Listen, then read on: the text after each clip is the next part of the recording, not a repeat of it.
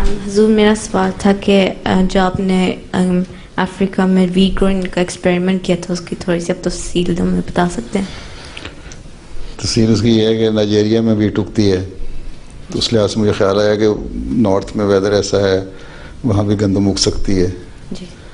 तो उस पर मैंने कुछ थोड़ा से एरिया में एक्सपेरिमेंट किया था इरिगेशन के साथ, थोड़ा पंप लेके। तो वो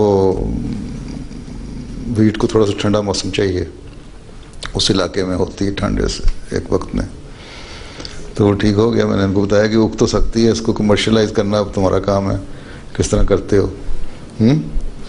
लेकिन उन्होंने उसको बाद में किया नहीं। 2 साल तक तो मैं तजर्बा करके दिखाता रहा उनको। बड़ा ये है कि मैं उस वीट से आटा पीस के तो अपनी रोटी खाता रहा हूँ। और वहाँ भी बल्कि अभी उन्होंने एग्जीबिशन में रखी हुई है।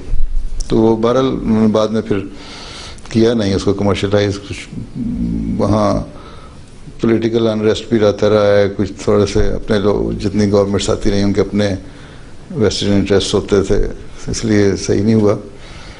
तो आटा वैसे भी नहीं वो खाते, उनकी स्टेबल फूड जो है वो है चावल और मकई, तो वो वहाँ हो जाती है, कॉर्न और चावल। तो बहरहाल आगे चलाया नहीं उसको उन्होंने। ठीक, बहरहाल उसके लिए मेहनत बड़ी करनी पड़ती थी। 30-35 मील पे फार्म था, चुमाले से मैं जाता था, टिपाली फार्म होता था। बाज़ दफ़ा वहाँ उस ज़माने में तो बड़ा सख्त क्राइसिस था, पेट्रोल नहीं मिलता था, डीजल नहीं मिलता था। तो वहाँ जाके तो बाज़ दफ़ा जो हमारी पिकअप थी उस पर तो पेट्रोल नहीं था, जा नहीं सकते, फिर डीजल मिल जाता था, तो ट्रैक्टर के ऊपर बैठ के ना मैं 30-35 मील जाता था।